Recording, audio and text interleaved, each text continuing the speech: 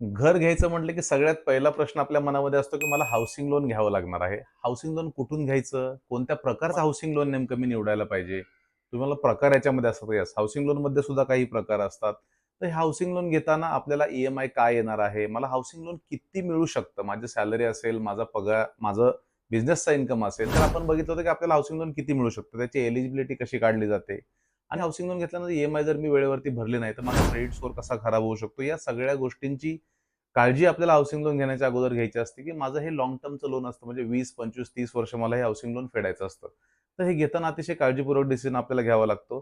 तर नॉर्मली आपण पाहिलं, की हाउसिंग लोन जेव्हा आपण बँकेत घ्यायला जातो, तर हाउसिंग लोन घेतो. जे अमाउंट आपल्याला सँक्शन होणार आहे, ते आपल्याला जी रिक्वायरमेंट आहे त्याच्याप्रमाणे आपण अमाउंट घेतो आणि त्याचे हप्तेही सुरू होत असतात. म्हणजे प्रत्येक महिन्याला आपण त्याच्यामध्ये हप्तेही भरत असतो आणि आपलं लोन थोड्या-थोड्या प्रमाणात हे कमी होत असतं. तर याच्यामध्ये असा काही प्रकार आहे का, की जे हाउसिंग लोनमध्ये मी पैसे भरू शकतो आणि लागले तर ते पैसे मी पुन्हा काढू शकतो. म्हणजे ई-एम-आय सोडून जर एक्स्ट्रा पैसे मी भरले, तर त्यातले पैसे मी काही काढू शकतो का? त्याचा वापर मी काही करू शकतो का? नमस्कार मंडळी. मी देवीदास दराडे म्हणजेच आपला बँकर्स दादा तुम्हा सर्वांचं पुन्हा एकदा स्वागत करत आहे. प्रस्ताव निवडून थोडंसं तुमच्या लक्षात आलं असेल, की आपण आज चर्चा करणार आहोत, की हाउसिंग लोनचा असा कुठला प्रॉडक्ट आहे, ज्याच्यामध्ये मी पैसे एक्स्ट्राचे माझ्याकडे असतील तर भरू शकतो आणि जर रिक्वायरमेंट आली, मी आता माझ्याकडे एक्स्ट्रा आहेत म्हणून भरले, पण मला भविष्यात जर काही 1 महिन्याभरानंतर, 2 महिन्यानंतर जर हे पैसे लागले, तर मी ते काढू शकतो का? असा काही प्रॉडक्ट बँकांमध्ये अवेलेबल आहे का?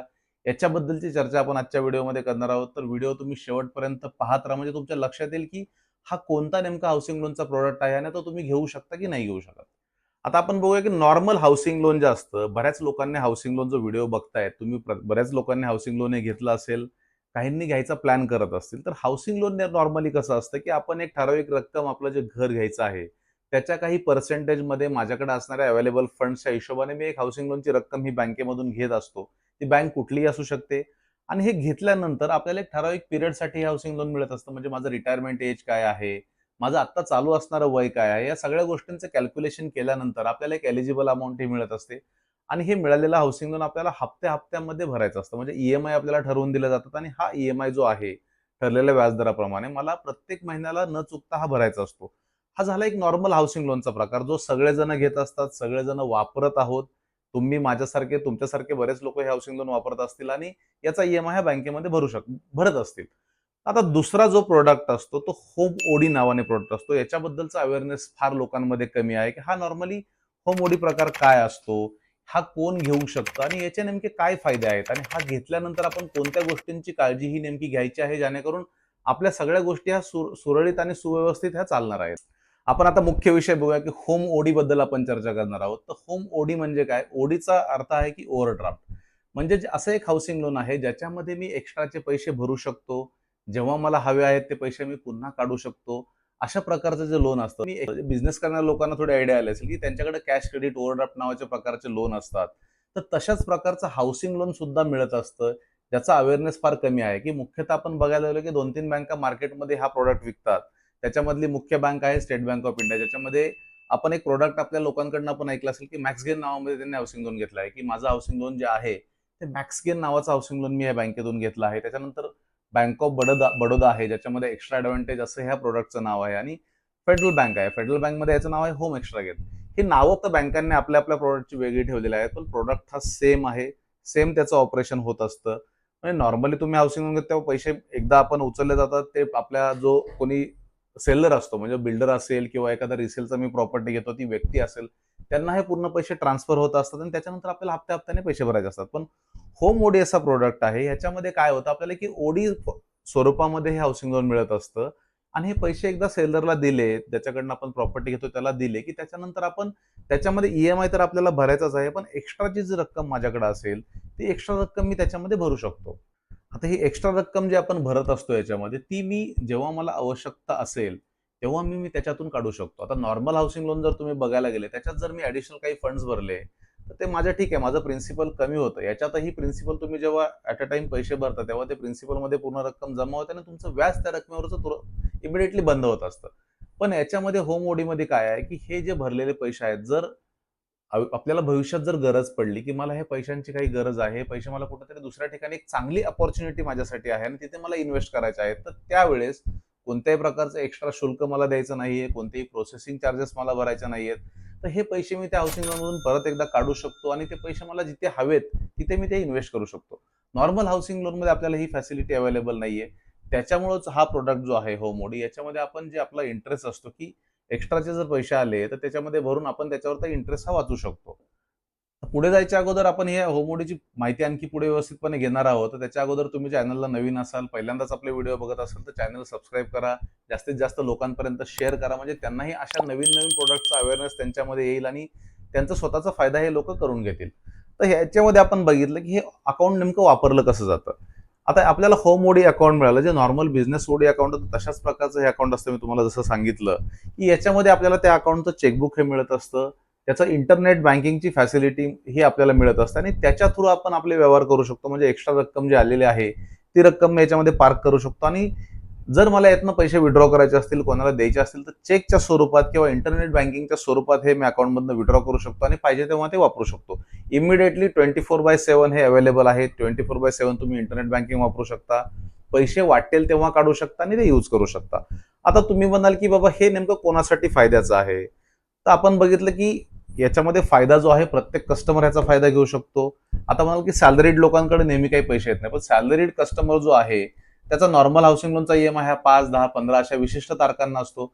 आणि पगार जर आपण बघायला गेलो मार्केटमध्ये जनरल ट्रेंड जर आपण बघितलं, तर जे पगार होत असतात ते 1 तारीख ते 5 तारखेच्या मध्ये बहुतेक लोकांचे पगार हे बँकांमध्ये जमा होत असतात. तर अशा ह्या सॅलरीड लोकांचा जेव्हा सॅलरी जमा होत असते, पगार जेव्हा त्यांच्या बँक खात्यामध्ये जमा होत असतो, ते लोक काय करू शकतात, की पूर्ण जमा झालेला पगार जो आहे, तो इमिडिएटली त्यांच्या लोनमध्ये ट्रान्सफर करू शकतात. तर भले तो 4-5 दिवस, 8 दिवस, 10 दिवस त्यांच्याकडे ती रक्कम शिल्लक राहील. बाकीच्या ज्या त्यांच्या ऑब्लिगेशन्स असतील, जे खर्च असतील, जे महिन्याच्या महिन्याला आपल्याला करायचे असतात, तर ते खर्च करण्यासाठीची रक्कम बाजूला ठेवून जी शिल्लक रक्कम माझ्याकडे आहे, ती आपण त्या लोनमध्ये टाकू शकतो.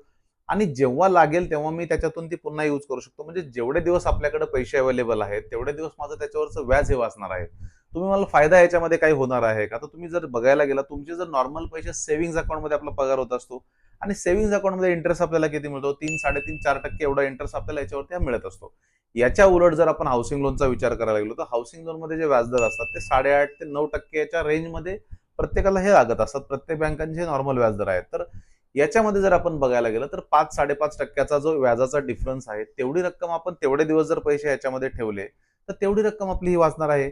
भले ते ₹100 असतील प्रत्येक महिन्याला, ₹200, ₹1000, ज्याची जशी सॅलरी आहे तसं ज्याचं जेवढं हाऊसिंग लोन आहे त्याच्याप्रमाणे थोडीफार बचत आपली ही नक्की होणार आहे. तर आपण म्हटलं, की थेंबे थेंबे तळे साचे, तळे साचे, की थोडे-थोडे पैसे जरी माझे वाचत गेले महिन्याला, तरी माझं जर 20 वर्षाचं, 30 वर्षाचं हाऊसिंग लोन असेल, तर प्रत्येक महिन्याला आपण थोडी रक्कम जरी काढली, तरी आपलं खूप मोठी बचत ही आपल्या टेन्युअरच्या अखेरपर्यंत होणार आहे.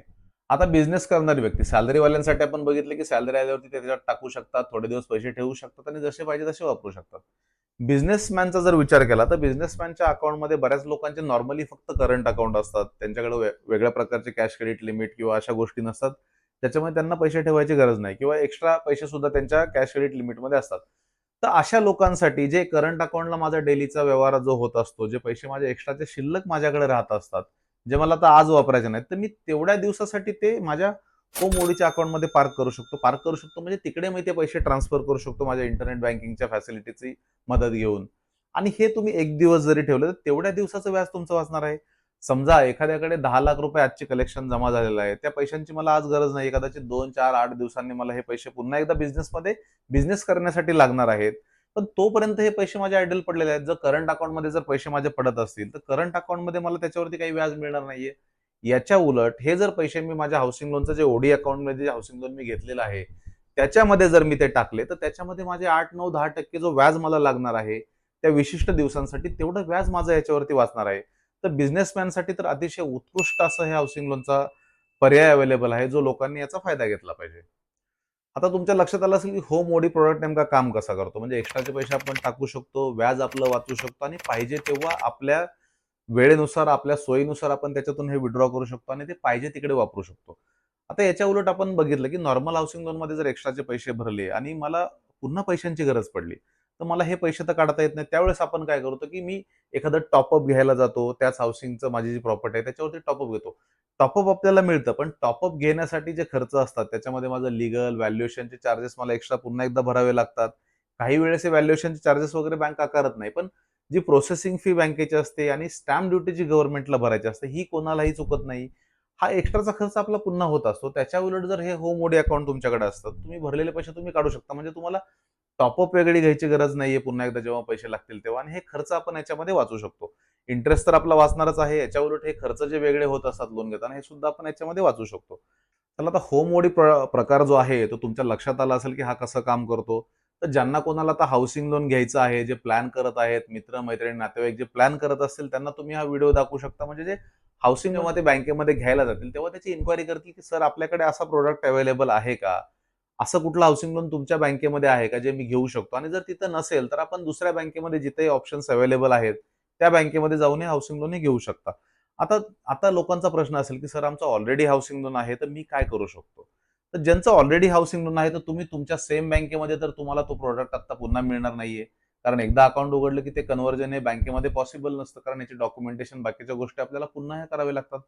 तर त्याच्यामध्ये काय करू शकतो आपण, की दुसरी एखादी बँक आहे. माझं एक्स बँकेमध्ये समजा हाउसिंग लोन सुरू आहे, जे नॉर्मल हाउसिंग लोन मी घेतलेलं आहे. आणि आता एक वाय बँक आहे, जिथे मला हे ओडी प्रकारचं हाउसिंग लोन त्यांच्याकडे अवेलेबल आहे. तर माझं हाउसिंग लोन मी माझ्या या बँकेमधून दुसऱ्या बँकेमध्ये टेक ओव्हर करू शकतो. आणि हे टेक ओव्हर करताना आपण हा होम ओडीचा जो प्रकार आहे, तो त्या बँकेमध्ये निवडू शकतो. कारण असं काही नेसेसरी नाही, की इकडं माझं नॉर्मल असेल, तर मला दुसऱ्या बँकेमध्ये पण नॉर्मल हाउसिंग लोनच घ्यायचं आहे. तिकडे मी ओडी प्रकारचं हाउसिंग लोन हे घेऊ शकतो आणि तिथे मी माझे इंटरेस्ट रेट हे वाचू शकतो. पण एक लक्षात ठेवायचं, की जर माझ्याकडे रिकरिंग इन्कम असेल, मी एक्स्ट्राचे पैसे काही भरू शकत असेल, तरच मी हे असं अकाउंट घ्यायला हवं. अदरवाईज विनाकारण आपण ट्रान्सफरमध्ये खर्च करण्याची काही गरज नाहीये. जर ज्याला हे पैसे एक्स्ट्राचे भरणं शक्य आहे, ज्याची सॅलरी हाउसिंग लोनपेक्षा काही जास्त प्रमाणात त्याला सॅलरी मिळते, काहींना जास्त बिझनेसचा इन्कम होतोय, ते लोकं याच्यामध्ये पैसे एक्स्ट्राचे भरू शकतात आणि त्यांचं व्याजही याच्यामध्ये वाचू शकत असतात. आता हे होम ओडीचं अकाउंट घेताना आपण याच्यामध्ये नेमक्या कोणत्या गोष्टींची काळजी घेतली पाहिजे, की लोन घेताना सुद्धा आणि लोन घेतल्यानंतर त्याचा टेन्युअर संपेपर्यंत आपण कोणत्या नेमक्या गोष्टींची काळजी घेतली पाहिजे? तर याच्यातलं सगळ्यात महत्त्वाचं आहे, की जो आपल्याला इंटरेस्ट आणि जे आपली प्रिन्सिपल आपल्याला महिन्याला जी भरायची आहे, जी बँकेने आपल्याला ठरवून दिलेली आहे, की कमीत कमी एवढी रक्कम ही याच्यामध्ये आली पाहिजे. ती न चुकता आपल्याला याच्यामध्ये भरायची आहे. अदरवाईज आपला सिबिल रिपोर्ट खराब होणार आहे. आपला जो रेकॉर्ड आहे, क्रेडिट स्कोर आहे, पूर्णपणे खराब होणार आहे आणि भविष्यात आपल्याला लोन घ्यायला याची अडचण निर्माण होणार आहे. पहिली गोष्ट ही झाली. दुसरी आहे, की आपलं स्वतःवरती सेल्फ कंट्रोल असायला हवं. कारण बऱ्याच वेळेला काय होतं, की मी कुठेतरी आता लोनमध्ये एक्स्ट्राचे पैसे माझ्याकडे आहेत, मी भरतोय. पण याच्यामध्ये ते पैसे काढण्याची मुभा आपल्याला मिळालेली आहे. तर याच्यामध्ये असं असायला हवं, की आपलं स्वतःवरती कंट्रोल हवं, की जे मी भरलेले पैसे पुन्हा काढणार आहे, ते मी कुठेतरी चांगल्या ठिकाणी यूज करतोय. म्हणजे इथं जर मला 8-9% चं मी व्याज वाचवतोय आणि मी काढून जर दुसरीकडे कुठे लावत असेल, तर तिथं मला त्याच्यापेक्षा जास्त फायदा जर होत असेल, तर तिथंच हे मी पैसे लावले पाहिजेत. तर हा एक सेल्फ कंट्रोल तुमच्याकडे असायला हवा. नाहीतर असं होतं, की बऱ्याच लोकांचे पैसे मिळतायत, परत एकदा काढू शकतो. ते काढून अशा कुठेतरी ठिकाणी इन्व्हेस्ट करतात आणि ज्याच्यामध्ये त्यांना खूप मोठा लॉस होत असतो. मग त्यामध्ये तुमचं हाउसिंग लोनही तसंच चालू राहतं. हा लॉस सुद्धा झालेला असतो. तर हा एक सेल्फ कंट्रोल तुमच्याकडे असायला हवा. पुढची एक काळजी आपल्याला घ्यायची आहे, की जे ओडी अकाउंट मी घेणार आहे, याच्यामध्ये रेग्युलर माझ्याकडून क्रेडिट्स आणि डेबिट्स हे झाले पाहिजेत. बऱ्याच वेळेला काय होतं, की अनुभवावरून आम्ही सांगतो, की बँकांमध्ये लोकं ओडी अकाउंट घेतात, माहिती यांना याच्याबद्दलची नसते आणि ते फक्त नॉर्मल हप्ते हे भरत असतात आणि त्याच्यामुळे बऱ्याच वेळेला त्यांचा सिबिल खराब होण्याचे प्रकार हे बँकांमध्ये झालेले आहेत. तर ओडी अकाउंट जो व्यक्ती घेत आहे, त्यांनी काय करायचं, रेग्युलर त्याच्यामध्ये क्रेडिट डेबिट करायचे आहे. म्हणजे माझा हप्ता तर जातच आहे, तेवढी रक्कम तर मला न चुकता प्रत्येक महिन्याला भरायची आहे. याच्या उलट थोडीशी जास्त रक्कम मला काय भरता येईल का? म्हणजे मी सांगितलं, की सॅलरी आली तर सॅलरीतली काही रक्कम त्याच्यामध्ये आपण टाकू शकतो आणि ती पुन्हा मला हवी तशी काढू शकतो. तर असे ट्रान्झॅक्शन्स आपण या अकाउंटमध्ये केले पाहिजेत. असे जर ट्रान्झॅक्शन्स आपण करणार नसू, तर ओडी अकाउंट घेण्यामध्ये आपल्याला काहीच फायदा नाहीये. कारण व्याज आपल्याला पहिला आपला एम काय आहे, की आपलं व्याज कसं वाचवता येईल. तर हे व्याज वाचवण्यासाठीचं हे एक अकाउंट आपल्याला मिळालेलं आहे आणि त्याच्यामुळे आपण याच्यामध्ये नॉर्मल हे रेग्युलर ट्रान्झॅक्शन्स हे करायला हवेत. आशा करतो, की हा एक प्रॉडक्ट आहे हाउसिंग लोन ओव्हरड्राफ्ट जो फॅसिलिटी लोकांना मिळत असते. याच्याबद्दलचं खूप अवेअरनेस लोकांमध्ये कमी होता. याच्याबद्दलची माहिती तुम्हाला व्यवस्थितपणे समजली असेल, तर ज्यांचा कोणाचा प्लॅन असेल त्यांना तुम्ही हा व्हिडिओ शेअर करा. तुम्हाला जर टेक ओव्हर करून या फॅसिलिटीचा फायदा घेता येऊ शकत असेल, तर तुम्ही सुद्धा दुसऱ्या बँकेमध्ये तुमचं हाउसिंग लोन टेक ओव्हर करून होम ओडी प्रॉडक्टमध्ये तुमचं लोन हे ट्रान्सफर करू शकता आणि असेच नवीन-नवीन विषय आपण आपल्या चॅनलवरती घेऊन येत असतो. तर पुन्हा भेटूया नवीन विषयासह पुढच्या शुक्रवारी. तोपर्यंत धन्यवाद.